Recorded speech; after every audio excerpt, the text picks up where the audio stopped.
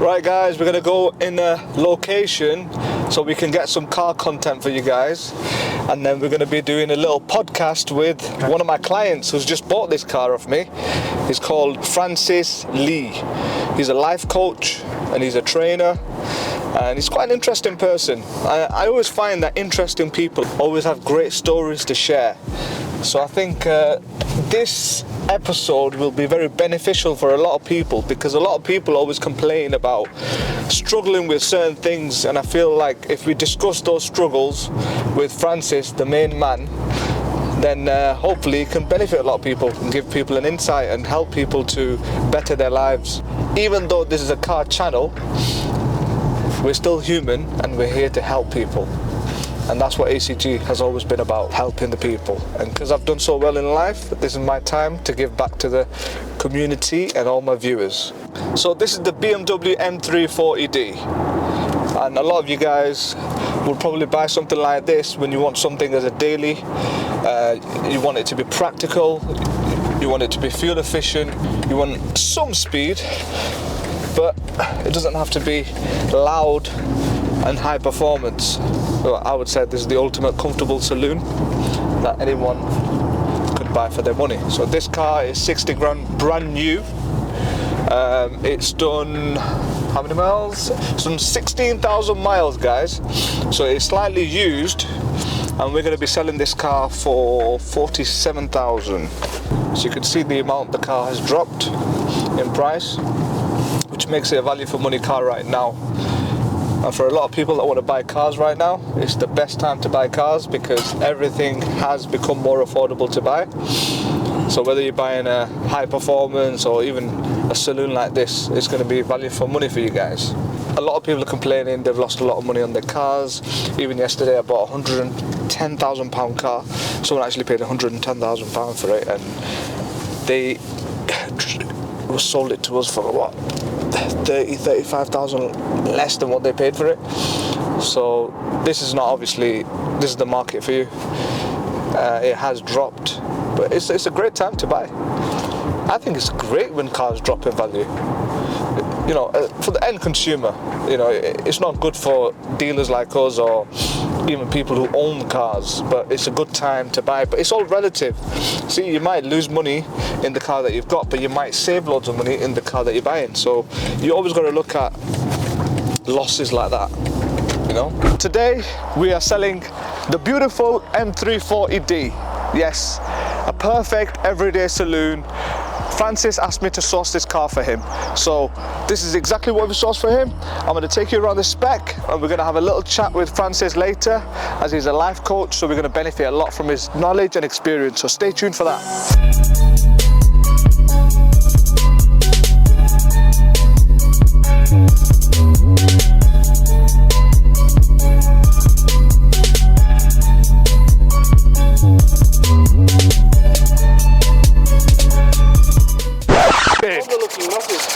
I need heated seats. I need heated steering wheel. You want me to change my hand? So Francis actually said to me, you pick the spec, you pick the car, this is my budget for a vehicle. So I just went and did what I do best, source vehicles, and we've sourced this M340D.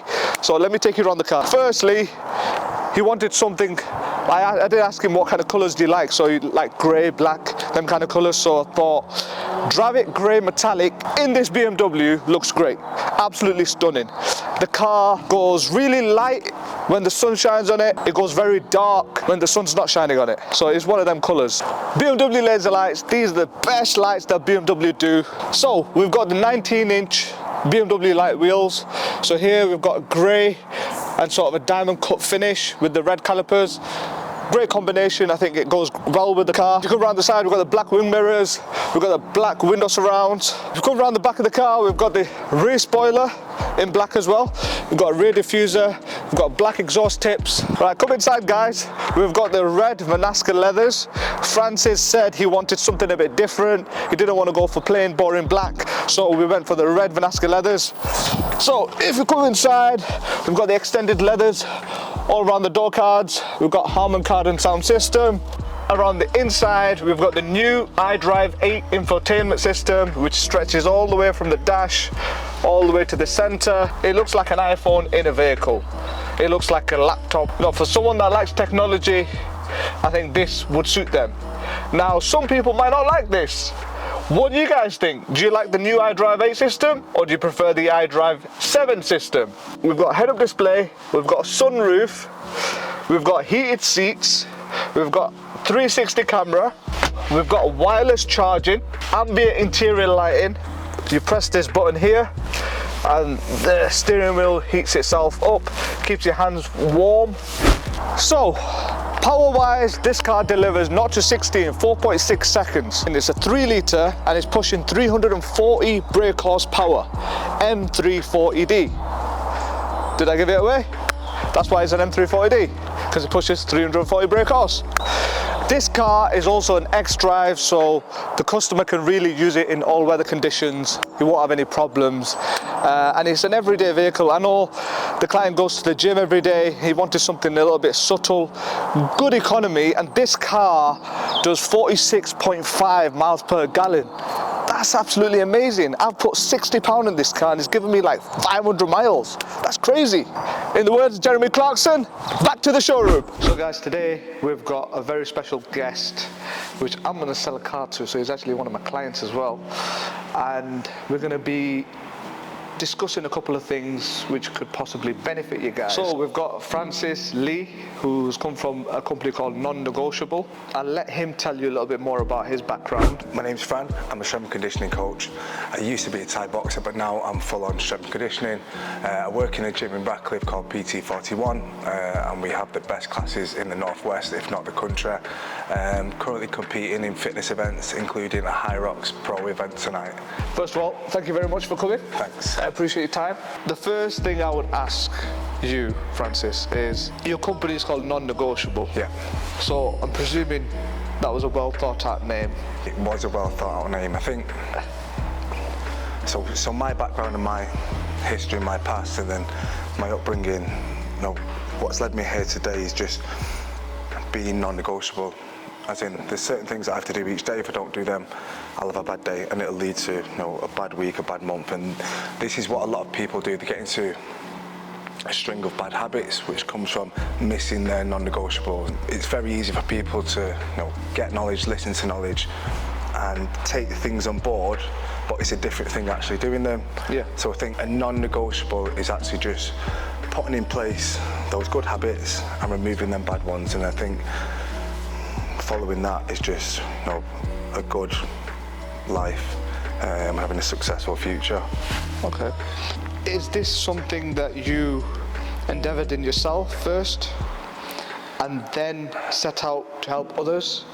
So for me, it's always been about discipline. Okay. Saying, you know, Monday through to Saturday evening and Sundays, I was up at 5 AM running, and then I'd probably be in the gym after that. Yeah. And I'd go to work. I used to work in a 9-to-5 job, which I absolutely hated it. Yeah. But what kept me going was, you know, my training. I'm a firm believer in, you know, you can't have a strong body without a strong mind. Yeah. You can't have a strong mind without a strong body. The two are entwined, definitely. Yeah. You seem like a very interesting person. Yeah. So I want to delve into, when you were younger, what's made you be so disciplined? Has there been something that's happened that's maybe taught you, I need to be disciplined in life because of this?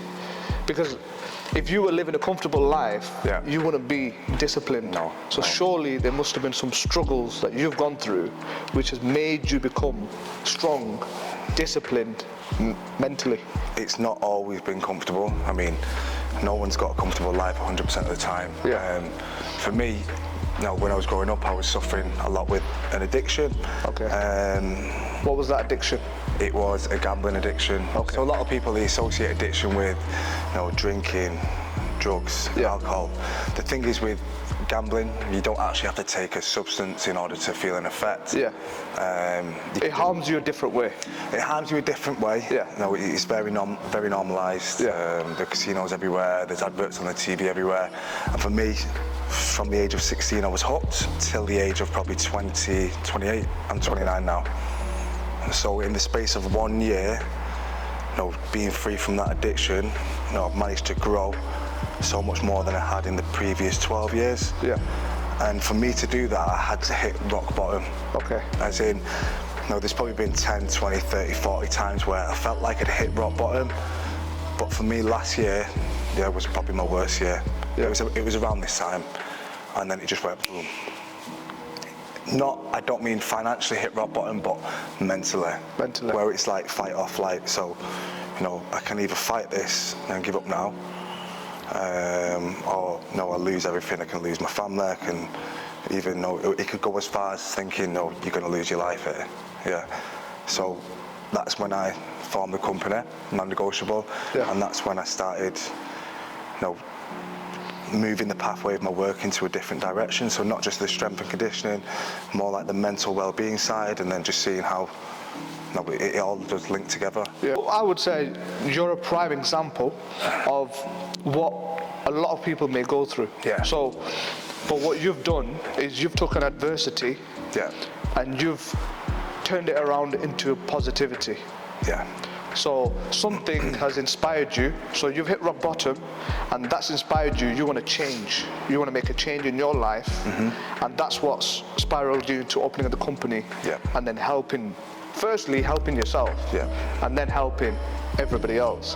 When you were going through that struggle, what would you say helped you sort of make that switch from, right, okay, I need to change my life now and do something about this? So, what was it that made you change? What was it? So in the past 12 years, I've tried counselling, I've tried speaking to people, I've paid for private sessions with people who are supposed to know a lot about the mind, but ultimately, it was me who changed me.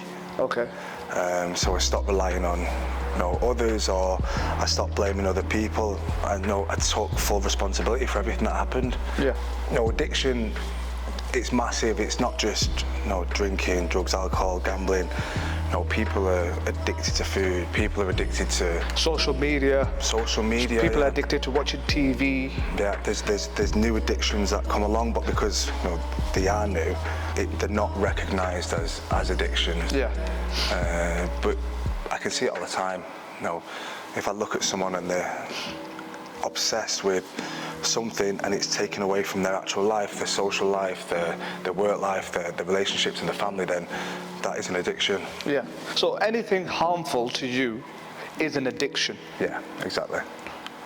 Anything which is not harmful to you could be classed as an attachment. Yeah. Because when you're attached to something, like now, you love going to the gym every day. Yeah. Yeah? Yeah. Now, you've put on your post recently that now I've changed my addiction. Yeah. My addiction was this before, but now it's this. Yeah. However, going to the gym is not an addiction because it doesn't harm you, does it? No, exactly. It's an attachment. Yeah. So what you've done is attached yourself to something that benefits you. Yeah. And I think that's what people probably need to do. They need to attach themselves to the gym, to positive surroundings, positive environment, positive habits. Yeah. And these are the things that are going to change someone's life. It's not even, like, some people get scared of the thought of even stepping foot in a gym. Yeah. It's just doing these little things, like you said, making good habits. If someone just gets up every morning, sees natural sunlight and then goes on a walk, comes back in, the rest of the day might seem a little bit easier rather than waking up, going on your phone, checking through Twitter, social media, looking at all the negative feeds that are out there. Yeah. So basically replace your habits with positive things. So instead of waking up and thinking, okay, I'm going to scroll through social media, you might get up, get in the shower, go out on a run, and do something that benefits you. Yeah, exactly. It's like, yourself, you train every morning, so we spoke about this, and what I think is you're a high-performing person. Yeah. In order for you to do that, you need to have these habits which get you there. Yeah. So if you got up in the morning, you ate something that isn't too great for you, and then came into work, you wouldn't perform as well as if you got up in the morning, you had a cold shower or an ice bath, then went to the gym, and then came in here. No, you're ready to go. You're raring to go for the day. Yeah. And then, by the time it comes to the end of the day, you've done everything that you need to do. You've trained, you've worked hard, you've sold cars, and you should be able to relax and then enjoy yourself. Yeah. So what would you say in the last 12 years, in your view, is your biggest achievement? In the last 12 years? In the last 12 years, yeah.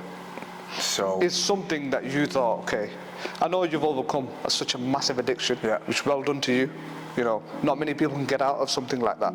Yeah. And not many people can reflect and think, you know what, I need to change my life and actually go and do it.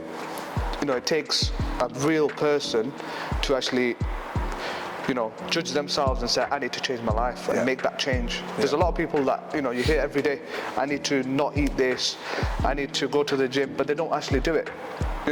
So you've actually gone and done it, so I applaud you for that. But in the last 12 years, what would you say in your eyes is your biggest achievement? I mean, some people would say it's beating your addiction, but for me, that it's never going to go away. There's always a risk that it would come back. It would come back, yeah. For me, it's just, being a good dad, being there for my missus, and then always being there for my son and being able to provide for them. For me, that's an achievement, and that's something that I thought, I'd never find stability with that, maybe a year ago, 2 years ago, and it's just having that stability.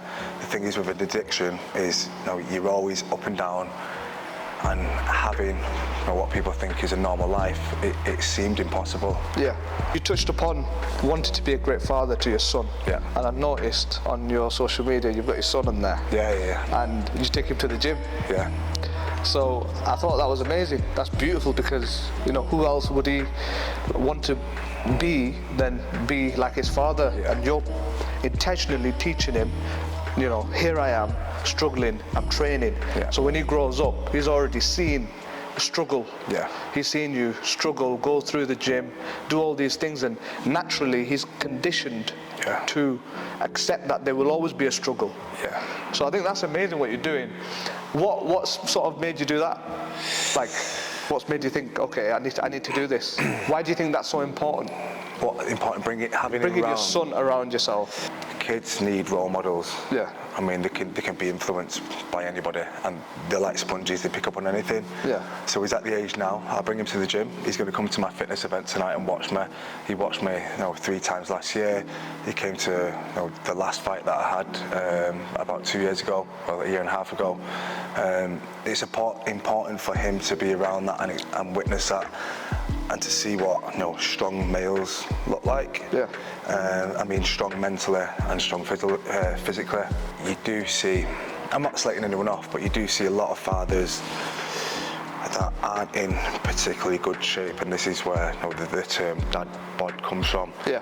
And it's being normalised, and it shouldn't be normalised. I feel like every man should have some form of self-love, take care of themselves, and show a good example for the next generation, which is going to be their kids. Yeah. I mean, I've noticed that as well. There's a lot of people now who I've not even heard the concept of struggle. Yeah. So, the first part of when they struggle, they, for example, it's difficult for me to wake up, so I'm not going to do it. It's difficult for me to go to the gym, so I'm not going to do it. So they shy away from anything which is hard.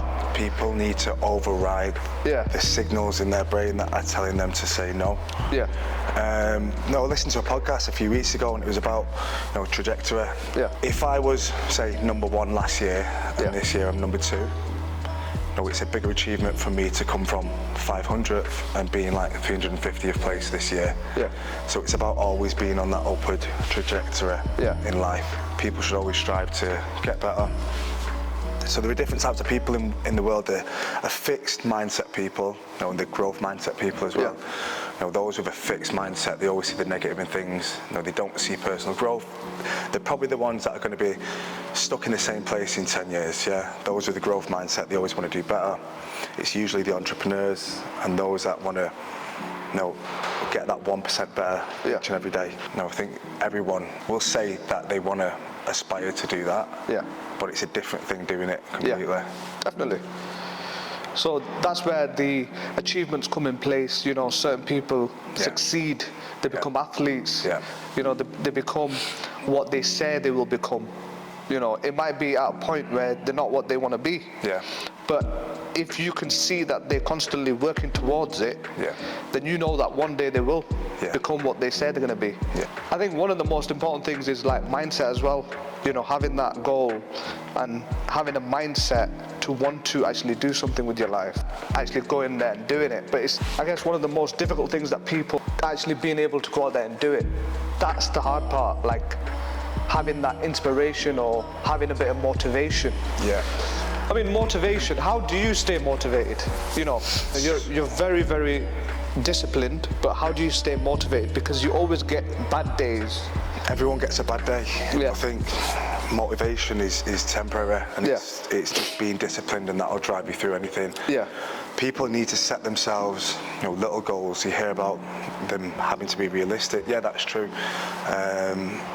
See, I don't believe in that. I think whatever goals you have, even if they're unrealistic, even if no one believes that you'll be able to achieve them, I believe that there's a lot of creativity that anyone with a goal, if a child is 6 years old or 7 years old and he says, I want to do this in my life one day, and everyone is like, yeah, right, that's not going to be possible.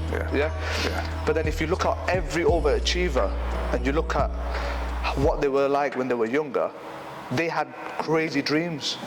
They had crazy goals.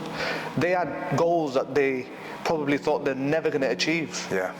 Or people around them thought they're never going to achieve. But there's some people that have that drive. Like, for example, when I was in a hostel, when I was younger, you know, I wanted to be very successful in life naturally because I was around a lot of struggle, a lot of poverty. So naturally, what does struggle teach you? You know, they say struggle is like your biggest teacher. Failure is your biggest teacher. So failing and being low in life and struggling taught me the best things. You know, that I think a comfortable life in a nice home would never be able to teach me. 100%, I agree with that. I think, like, you know, going back to, you know, being a father, I think you want your kids to be as comfortable as you can give them. That's why you're, you know, wanting to be better for yourself, so you can give them everything that you didn't have. But at the same time, if they experience no struggle and too much comfort, what life are they going to have when they grow up? How are they going to learn? How are they going to grow? And it's hard for us to sort of, you know, challenge put them that. through a struggle. Exactly. Challenge them. And I think that's probably what the difficulty is.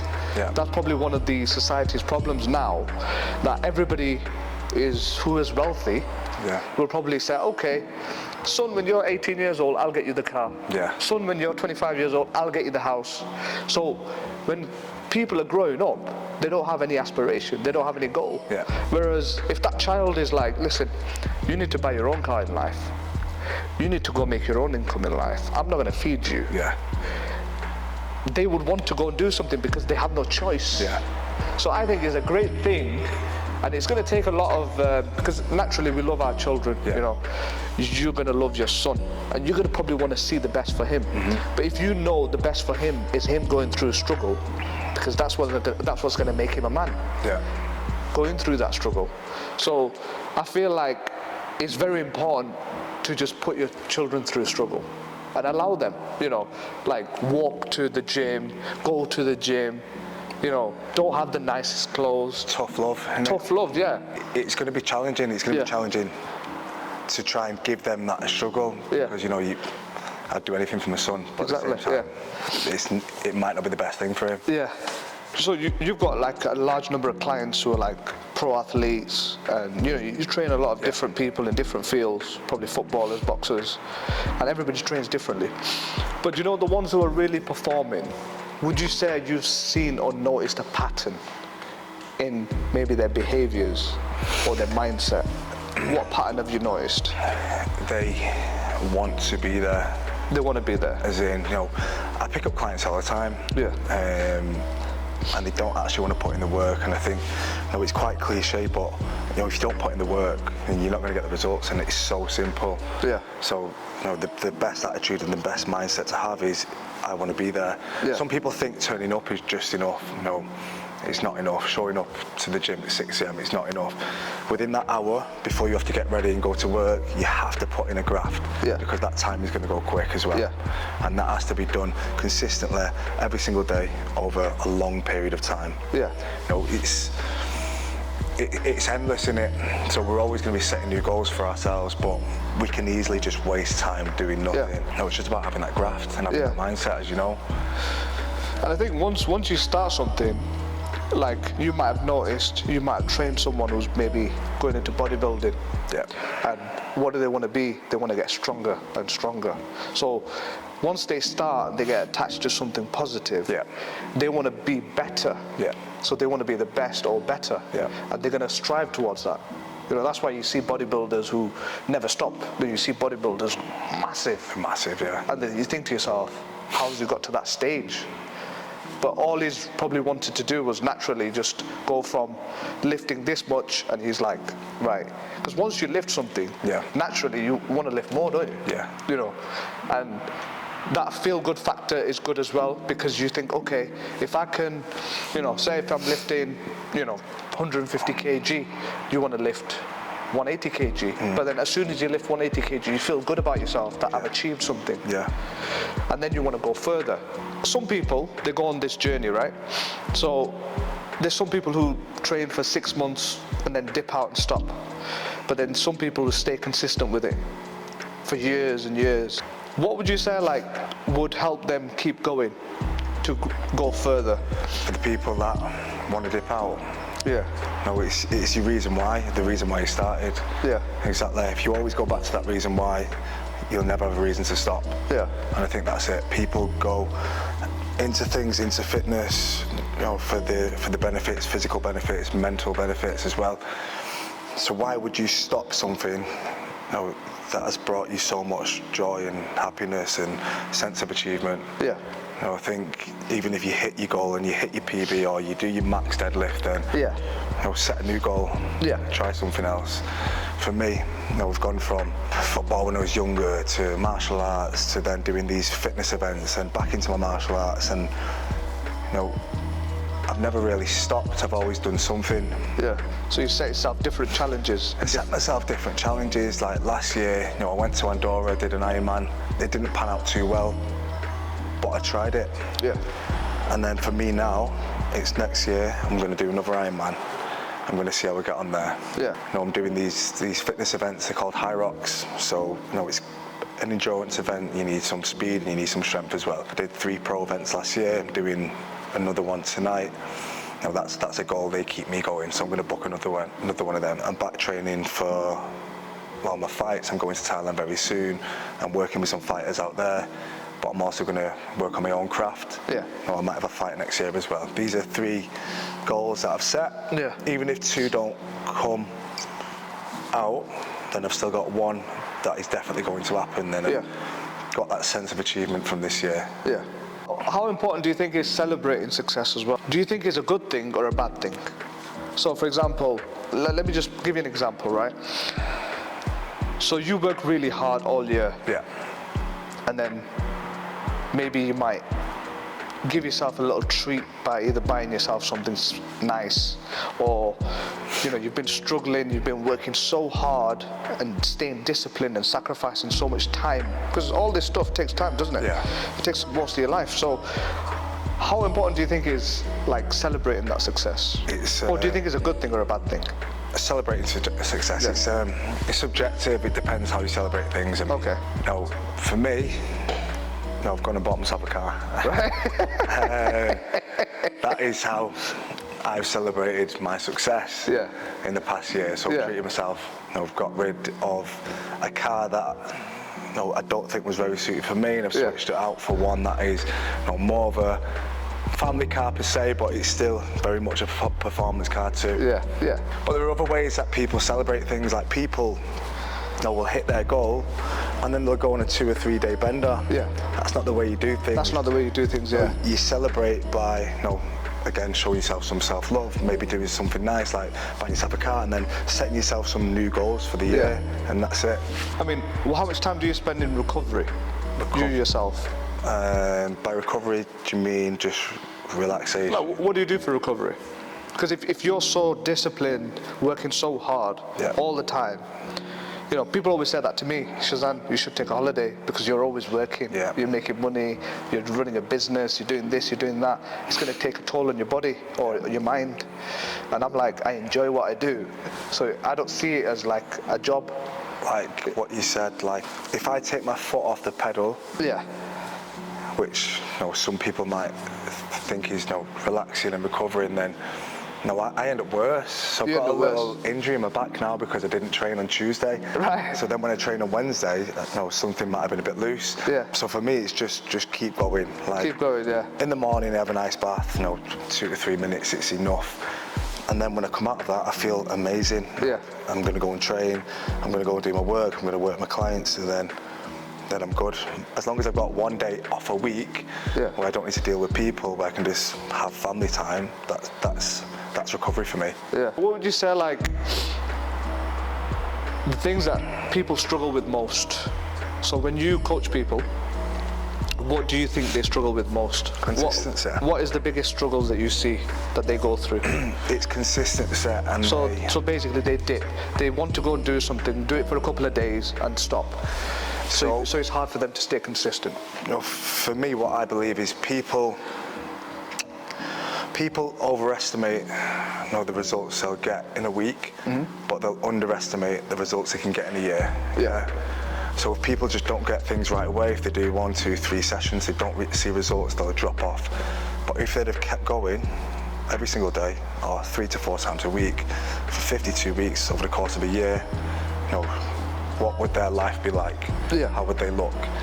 That is the difference. I think that is a big problem because a lot of people want something now.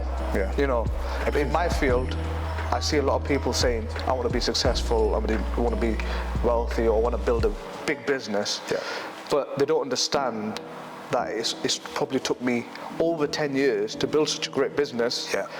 Rather than, let me just give you this advice, you do it for a month and you'll be rich. So it's like, in your field, it's like everybody wants instant results. Everybody says, how do I get a 6-pack within 6 weeks? What do I do? You get people like that, right? People want things now. People are injecting themselves with things that help them lose fat. People are taking tablets. People are taking performance-enhancing drugs. A lot of steroids, and that's how you get things now. But it's not the most optimal way. It's not the healthiest way. And in the long term, it's going to have its effects. Like you said, you've been working on your business for what, over 10 years? And look where it is now. For me, hopefully, going back to goal setting as well. So it's 5 and 10 year goals, and it's about seeing where you want to be then. My missus, she's very spiritual. She's always had like a vision board in the house. Even when we used to live in like this 1-bedroom flat, she'd have a picture of a dream house, and then eventually we got it. It's little things like that. So short-term goals, medium-term goals, and then long-term goals as well. So you touched on spirituality. So what would you say is your connection with spirituality? Does that help what you do? Or are you a spiritual person, or are you not? Because for me, like, I give an example. For me, it keeps me very grounded. So, I wake up, and the first thing I do is I'm grateful for everything I have. So I pray. So, I bow down to God, and I say, thank you, God, for everything you've given me. And I'm gonna go out there and do some great things. So please, support me while I'm doing it. So I feel like there's a higher being supporting me at all times, and I've just got to go and do what I need to do. So for me, it keeps me very grounded and very humble. But you yourself, spirituality, does that have a play in what you do? Are you a spiritual person? I know you said your missus is. Very much the same, and I think a lot does come back to gratitude. I think if you aren't grateful for what you have, and grateful for the people around you, the people that are supporting you, then you're never going to be happy. If you're always, I'm not saying be content with what you've got, because again, we always want to grow, but be grateful for the things you've got, the people you've got around you. It's tough because it's about being grateful, but then also wanting more from life. It's like now, a successful person doesn't stop. So, you know, if he makes £1 million, he's not going to say, oh, that's it, I'm done now, my life's done. You know, there's not a full stop in life that happens. Endless, isn't it? It's endless, you know. Yeah. He wants to make more. So naturally, as humans, we endeavor to want to do more. Same with the gym, we lift something, we want to lift more. Same with business, we achieve certain targets in life, we want to make more. So I feel like a lot of people fall into a state of depression when they achieve everything they have. Exactly. Yeah. Do you feel that? So look at, you know, a lot of these individual athletes, if you don't know a lot about them when they've retired, so people like Michael Phelps, I don't know how many gold medals he won in the Olympics, but he was a top swimmer. Yeah. Since he's come off there, apparently he's gone into a bit of a depressive state, or you know, he's struggling to cope. So back to these, say, athletes or these high-performing people with their own businesses, it's about keeping going. You know, even if you get to 50, 60, 70 years old, you need something to keep your eye on. Yeah. Something that's going to drive you to wake up every morning and, you know, and attack the day.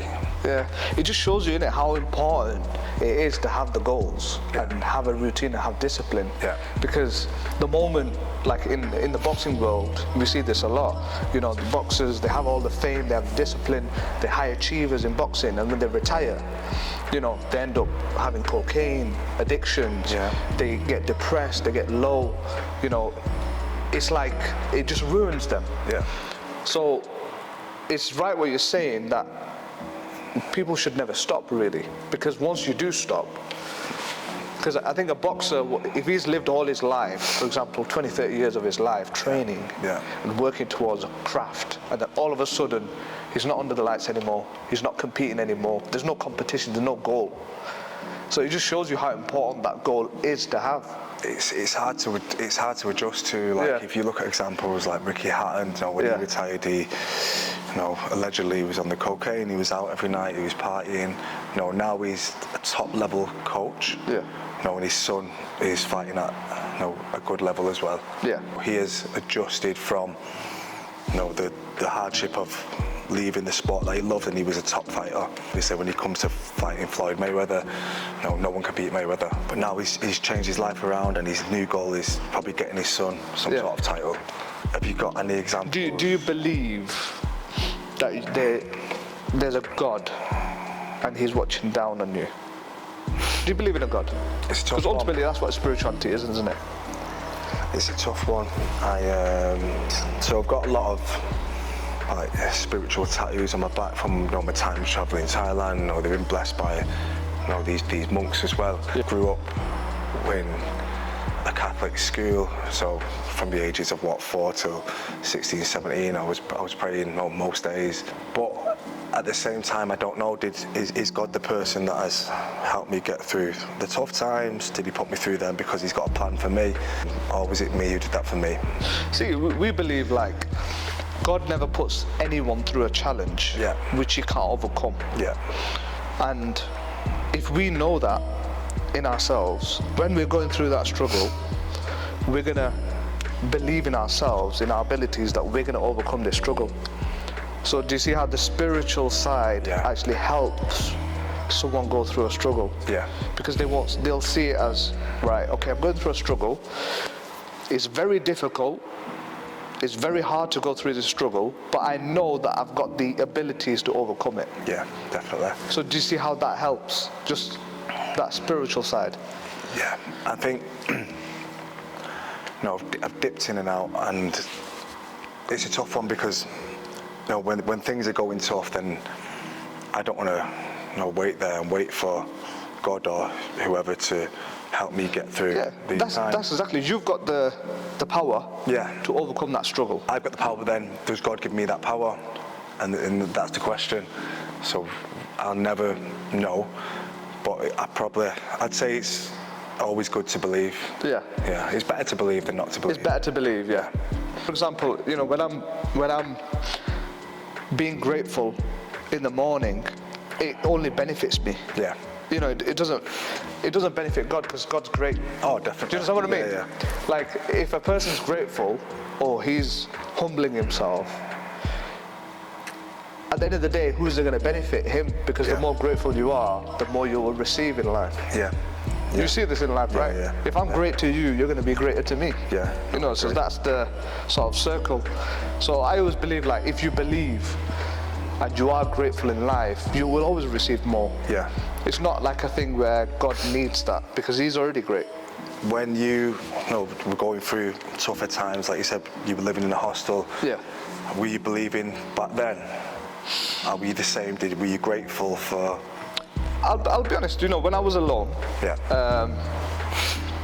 and obviously at times I'd just sit there in a room and I just think to myself, okay, where do I want to be in life and stuff like that.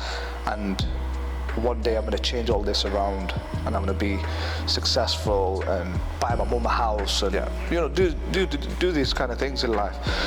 And I did feel like there was a lot of interaction between me and God, because I couldn't have that interaction with anybody else because there was not many people around me. But mentally I did used to think, okay, like, God, you've put me in this position in life where I'm struggling. Oh, you know, like, because naturally you do think, why am I in this position?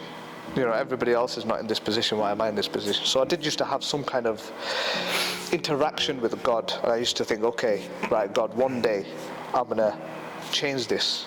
But I believed in myself. Yeah. I never expected, like, when I asked God, I go, you know, God, I used to ask him, give me the power, give me the strength, give me everything I need to overcome these obstacles that I've got in my life. And I just saw them as obstacles. At no point was I upset. At no point was I down, depressed, low about being in the position I'm in. Like, I understood, I have to go through this. I have to go through this struggle. This is my journey in life, and I have to go through these things to get to the other side. And that's one of the things that people find it hard to comprehend, you know, that how, you know, this guy's gone through all these. This is why I always say, like, every interesting person has such a crazy past, which has made him the way he is.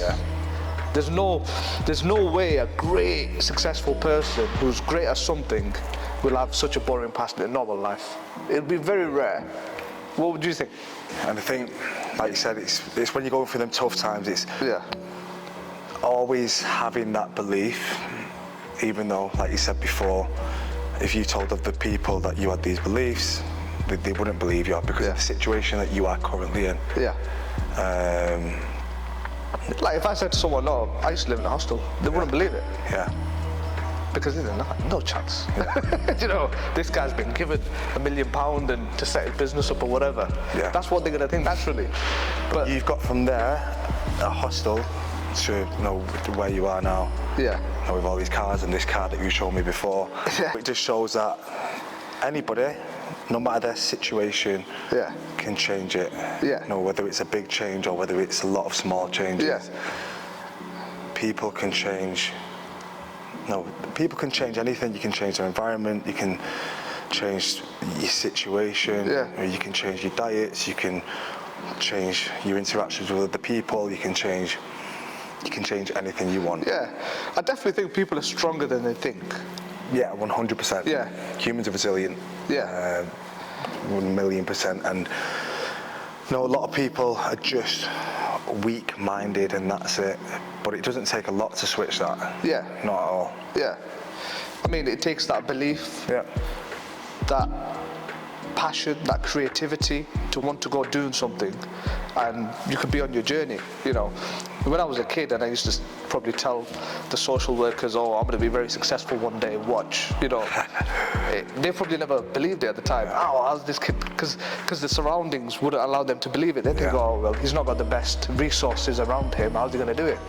But I knew how I was going to do it. You know, going through that struggle, starting small and growing. So everybody starts somewhere, you know. It comes from within, and do you know when you were talking about, you know, these children having big dreams before? You know, I remember thinking back to when I was a kid, I always had, you know, high hopes for myself growing up. You know, I never just wanted to be, you know, a doctor or, you know, this or that, or just working in these office jobs that people actually people actually really want to do. Do you know what I mean? Yeah. People go through the pathway of university, getting a job because when you're growing up, you're told that's the right thing to do. Yeah, that's the right method. Yeah. Then, if you want to do that, fine. But when you get there, are you going to love it? And is it going to drive you every single day? No way. I've been there. I've done that. Yeah. It was the worst thing for me. Yeah. When you were growing up, when you were going through education, what were your ambitions in life? My ambitions. So basically, when I was going through school, I didn't believe that I need this. Yeah. So I knew that it was something that I've got to go through, because the law says I've got to go through school, I've got to go through college, But I didn't feel like this is going to make me successful. I never thought I need this, because again, like yourself, I didn't want to be a doctor. Yeah. My goal wasn't to be a lawyer or any other goal like that. My goal was to be a businessman, to be successful, and naturally I thought, okay, I need to be a businessman to be successful, to make money. I never thought, I need to be a lawyer and I need to be a doctor. It was nothing to do with that. Yeah. But I understood that whatever I become, I will need certain values and certain discipline in the path that I want to take. So school never taught me that. Yeah. School never taught me to be disciplined. School just taught me, okay, go sign in, be present, memorize something, do a test, go home, and the test will determine whether you're successful or a failure, And that's why, I think a lot of people probably thought in school that, the A grades are going to make them successful in life, or an F is going to make them a failure in life. But you ask any Lamborghini owner what grades he got in school, and honestly, I'm not lying to you, 99% of them will say we failed in school. I'm not saying, what I'm trying to say is that it gives people hope that even though you've failed in something in life, such as schools, college, university, whatever grades you've got the opportunity to go and make what you want from your life. Yeah. If you want to go and succeed in life, want to be successful, want to own a Lamborghini one day, whatever you want to do, open up a business, you can do it. Yeah. Them grades don't determine your success. No way. And I think that's where the education system's failing. Your life is determined by a piece of paper with a letter on it. I think it's a number now. I went through school, I went through college, I went to 3 different universities, dropped out of 2.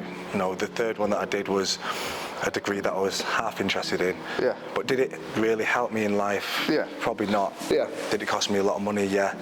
And then I went and did a master's degree, which did not help me in life at all. I went to work in an office, which I hated. Yeah. Every single week I was in that office, I was doing no work, I was on the computer looking for different jobs. I was looking at personal training courses, and then bam. Lockdown hit. We went into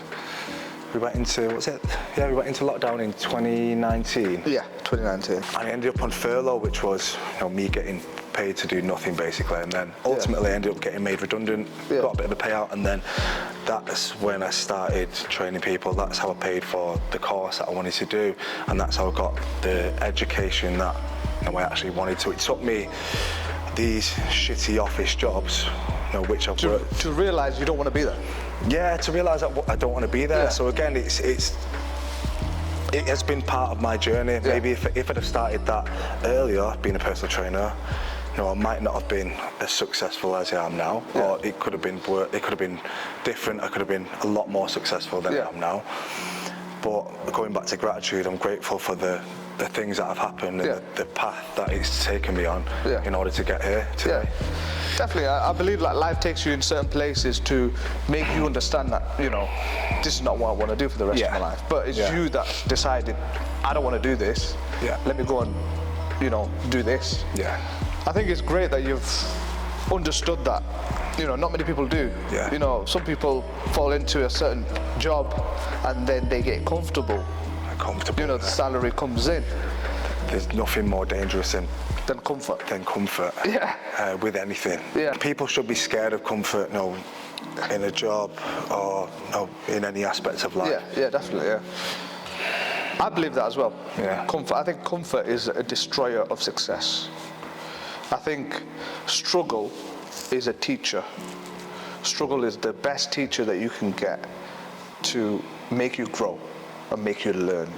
So anything can be taken away from you at any moment in time, and you're probably most vulnerable to that when you are comfortable. Yeah.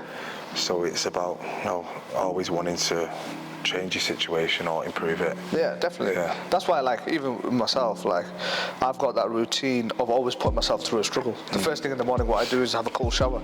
Yeah. You know, it's not something I want to do, but I do it. There's nothing harder. Because it makes me uncomfortable. That's the hardest thing. That's the hardest part of my day, is getting in the cold. Yeah. But then, when I get out, that's the best part of the day. It's mad. But like you said, you need that struggle every day. Yeah. You need to have ways to sort of train your mind to be in an uncomfortable position. It's going into, like, say, stresses. The human body, even though we associate stress as this negative, this bad thing, the human body needs stress. Yeah.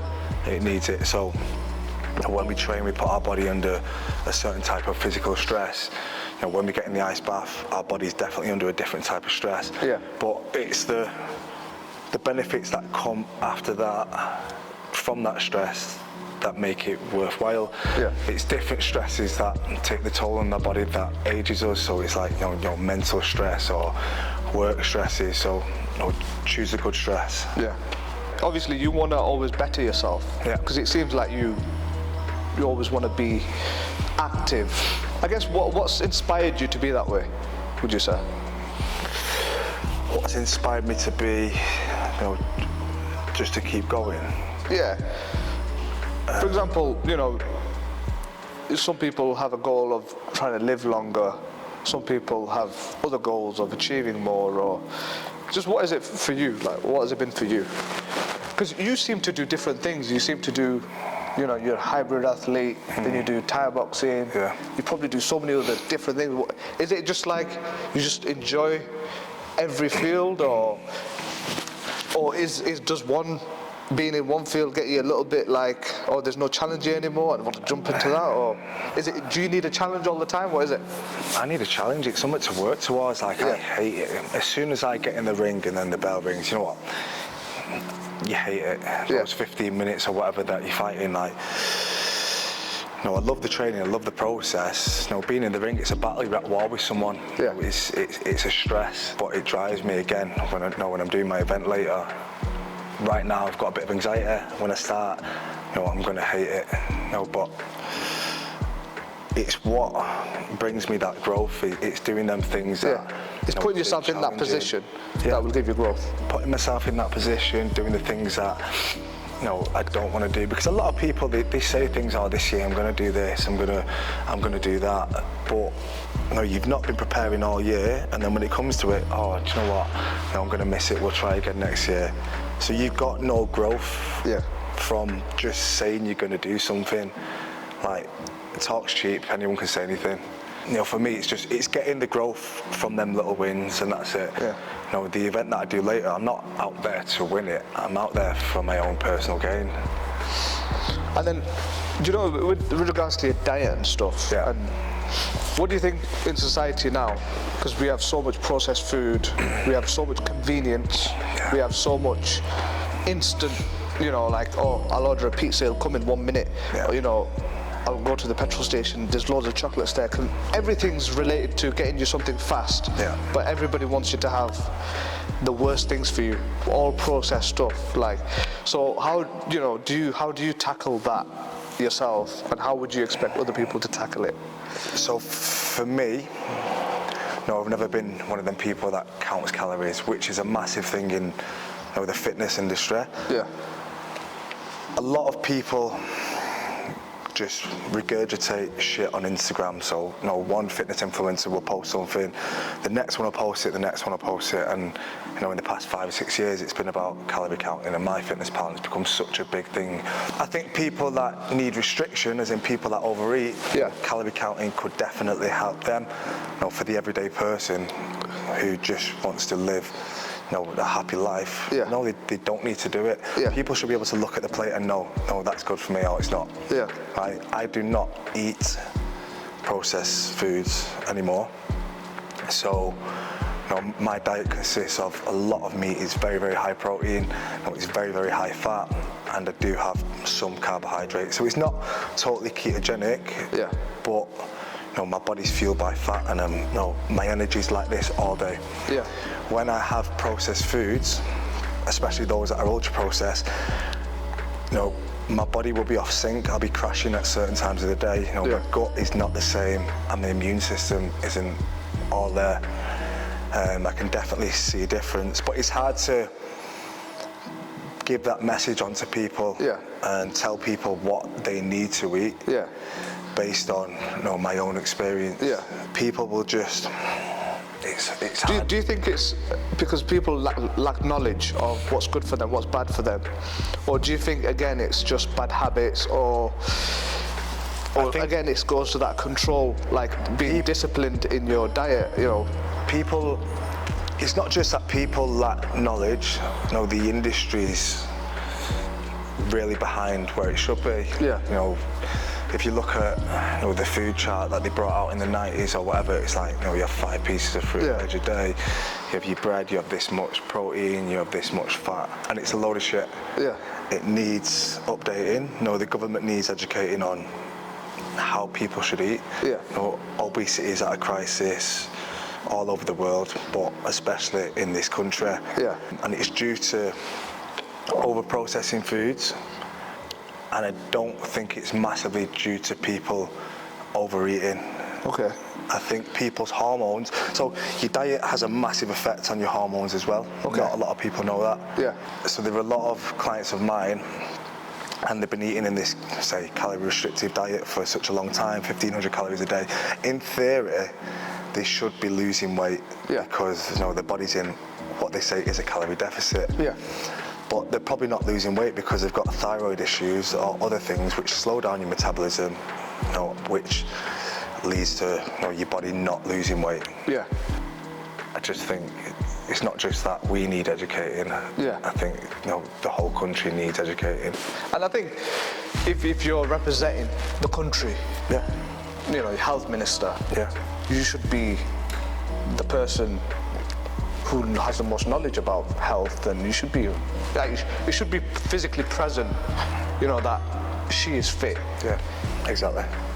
And she's looking after herself. She should be a role model to the country. She should be a role model to the country, but it isn't. No. Do you think the world's working against us then? I've done every single diet you could possibly think of. So I've done keto, I've done vegetarian, I've been a vegan, I've been a carnivore. So when I was this is mad. So when I was vegan, say 6 to 12 months. When I was carnivore, about 3 months. I felt better doing both. So there's a massive difference between the two. So carnivore, you can only eat meat and then animal-based foods. Vegan, it's only no veg, nothing that has come from an animal. The common denominator for the both is the elimination of ultra-processed foods. So once I've eliminated them, even if I become fully vegan, I feel better. Even if I'm fully carnivore, I feel better. I'm more towards the animal product side now, just because when I was vegan, I lost a lot of strength and I lost a lot of muscle mass, and it was hard for me to get protein. I think protein is essential in everyone's diet. Definitely. There's a guy called Eddie. Have you seen him or heard of him? Oh, I've seen him. Eddie Abu. Yeah. And he sort of goes to Tesco and says, "This is shit. This is shit. This is shit." Right. And he is right, isn't he? He's right. But they're like trying to kick him out Tesco. They're trying to sort of say what he's telling you is wrong. It took someone like him to say that just consistently every day on Instagram, posts about 4 or 5 times a day. For people to start listening, and it's good to see. It's good to see, It's good to see, even though when he puts his plates of food on Instagram, they don't look great. Like he'll have like 6 eggs with some lamb's heart and blah blah blah. But they are good, nourishing foods. And people might laugh and think, he's just eating some crap there. But he knows what's good. People should take more note of him. If they don't follow him, after they've watched this, they should definitely follow him. Yeah, definitely. Yeah. I mean, sometimes it takes things like that. If people are watching social media and they're seeing him give this advice, and that's what constantly doing in social media. Yeah. It's someone speaking with conviction. So it's not some nutritionist or dietitian saying, "Oh, you should eat this because of what they've read on a fucking textbook." That they've had nothing to do with writing. No, he's had all these experience. He's been a bodybuilder. He's been a bodybuilder. Yeah. He's probably taken the steroids. He's probably eaten more than he should have, more processed shit, just so he can get big. And now he's living a different life, and he's trying to bring that to other people because he can see the good that it's giving to him. Yeah. Do you think every person, male or female, should go to the gym? Every person? Every person. 100%. 100%. 100%. Do some form of activity every single day. Yeah. 100%.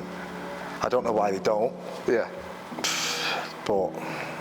Well, the thing is, they get stuck in, some people get stuck in that cycle, what we talked about before, and they find it hard then, like you said, gym anxiety, the constant habits, even being isolated as well. A lot of people they're not around a lot of people. Do you understand what I mean? Like sometimes they're stuck in a room, they're eating, and they're on, the computer. So they're very isolated, and they say addiction's best friend is isolation.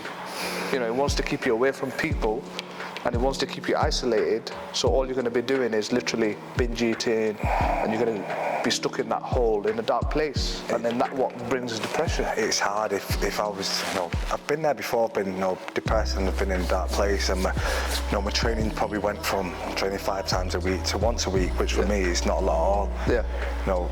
When I was at that point, I was looking at myself in the mirror and I wasn't happy with myself, and that brought an even deeper depression. I can't imagine someone who doesn't train at all looks at themselves in the mirror and thinks, I'm content and I'm happy. Like when we were talking before about self-love, you can't love someone else until you love yourself. Yeah. And you can't grow until you love yourself as well. And I think people need to value themselves a lot more than they do. Yeah.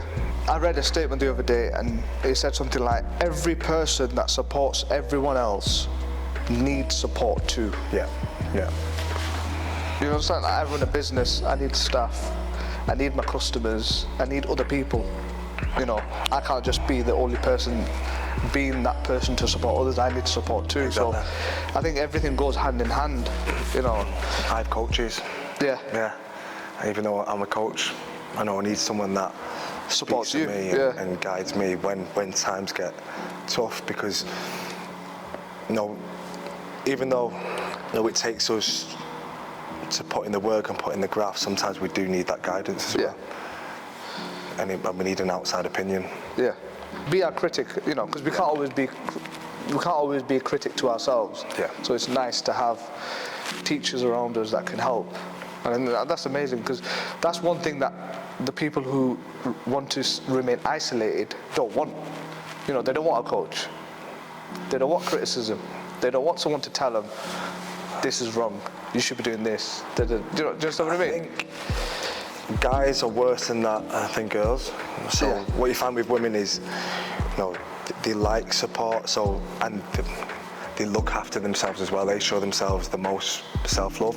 Yeah. And that's why you find when you see some relationships, the woman can be stunning, the guy, he doesn't look all that. Yeah. It should be balanced. Yeah. So women, they go and get their hair done, they go and get their nails done, they invest in themselves, they have personal trainers, and they do things that they need to do to make themselves feel and look better. Whereas guys, they've got so much pride that they don't do things like that. So for a guy to come over to me in the gym and ask me for some advice, I think, that's such a big thing for them to do, because it doesn't happen a lot. Yeah. When that happens, I think, you've done such a good thing there, even just approaching me and doing that. Yeah. Yeah. Me being in the industry that I'm in as well, we've helped each other. Yeah. You've become a client of mine and you've purchased a vehicle. I've met you and noticed that you're also a very high-performing individual. So this is one of the reasons why I wanted to get something like this done, so it helps the viewers. Yeah. Obviously, we're going to end this now. would you like to give your best tips for someone who finds it hard to wake up on time, finds it hard to balance their diet, and finds it hard to get to the gym as well, and maybe suffers from gym anxiety? Yeah. So this is a person that's probably stuck in a dark hole. What advice can you give them that can possibly help them overcome these obstacles? So the thing is with gym anxiety, nobody is looking at you. Everyone is focused on doing their own thing. Yeah, so that should go out the window completely. Okay. It's just, you have to do it for you. Yeah, don't do it for anyone else. You've got to override those little signals that are telling you not to do it. You know, when it's possible, like for us, when you say you get a cold shower, you get an ice bath, you don't want to do it. Yeah, you don't enjoy doing it, but no, you've got to do that thing that you don't want to do. And for the people that are like that can't control the diet, or they can't control, or they can't get themselves to the gym, just override your brain and do it, and that's it. It's tough. I think another thing is surround yourself with good people who have good intentions. For me, when I started doing the things that were good for me, the people that I thought were close to me, they distanced themselves. Have you ever noticed anything like that? So what happens then? So when someone distances themselves from you, because you're going to the gym, because I'm moving in the right direction. You're moving in the right direction. Yeah, I thought that happened to me naturally as well. Like you notice that the circle that. Yeah, I used to have a circle of friends, that naturally probably weren't as driven as me. Yeah. Maybe because they came from comfortable homes, whereas with me, I was like, I want to do this, I want to do this. So, when you share similar goals with certain people, you sort of naturally get drawn to them. Yeah. Do you understand what I mean? 100%, yeah. And if you don't share that same drive and them goals, then naturally either they move away from you because you're not giving them what they want. Do you understand what I mean? Like, for example, your friend might come to you and he's like, let's go to a takeaway, let's have a burger. You don't want to go to a takeaway. You don't want to have a burger. So if you say no, he's naturally not going to have any company. Do you understand what I mean? So naturally, it's like you're not being rude. But that's another thing, A lot of people find it rude to say no. And it's them people that are holding you back. So, people are very bothered about what other people think about them. Now, for me, in the past 10 years or whatever, what has halted my growth a lot, it was probably influences from my friends.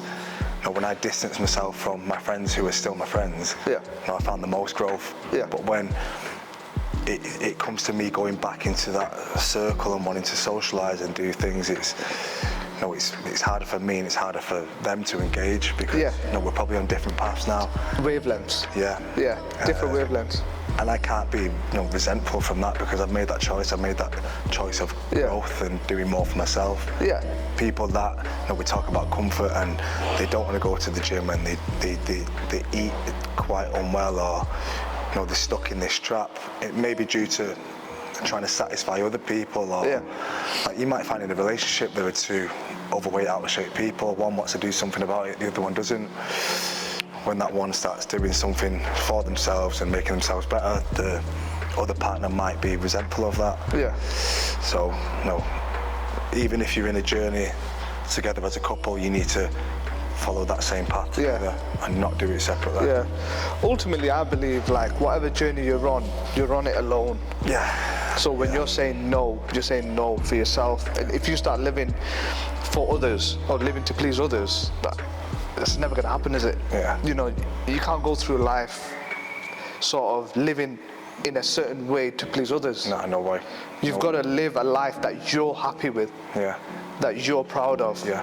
And if you're not, then you need to be living that life that you want to live. You've got to work every day to try and achieve that. Definitely. And I think it's important as well because even like some of my friends now who've probably known me like over 15 years ago, they're actually proud. They're like, Shezan's our friend. Yeah. Do you understand what I mean? He grew up with us. And I think that's good. Yeah. There are some people that, you know, when I'm doing some things now, or you know, my friends won't even message me saying, "Oh, you know, good luck tonight in your event." It's the people that don't know you that you know, they show you a little bit more support, which is crazy. Yeah. Rather than the ones that have known you for years. But if you've got that, you know, the people that are proud of the things that you've done, that's really good. But what I'm saying is, in the beginning, they might not have been there. Oh yeah. Do you understand what I mean? Yeah. But in the later stages, once you've conquered your goals of where you all want to be in life, they would naturally possibly look at you and be like, wow, I'm glad he did it. Do you understand what I mean? Yeah. So maybe at the time they were like, oh, he doesn't spend much time with us, he doesn't see us much, he doesn't text us much. But it wasn't nothing personal. No. It's just that you've got so much time to dedicate yourself and be focused towards a certain goal. Yeah. And you don't have time to walk around the streets doing nothing and, you know, going to nightclubs, achieving nothing. Do you understand what I mean? Yeah. It's like, you might as well just focus on your life and spend your time in what you want to do. Yeah. We'll see if that happens when I get there, wherever I need to get to. So, it's been an absolute pleasure speaking to Francis, and I'm very, very happy that he gave us his knowledge, his wisdom, his time. It's not very often people can do that, so he's been very insightful. So guys, don't forget to hit like, share, subscribe, ACG Motors. And before we go, I'm going to challenge Francis. We're going to do a challenge. Who can do the most press-ups? Yeah. But then you know what you need to do. Yeah, you're going to set the benchmark.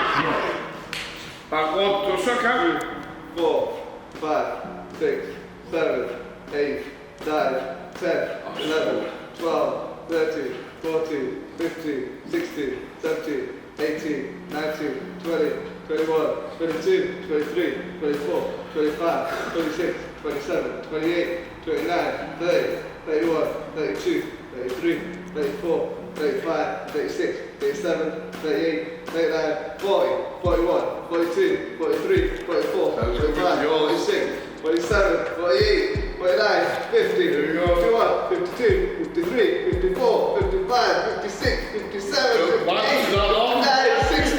1, 2, 3, 4, 5, 6, 7, 8, 9, 10, 11, 10. 100.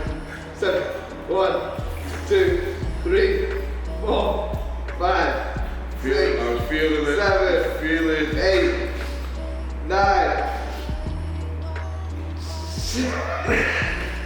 Well, those was that 8. that was good. 1, 2, 3, 4, 5, 6,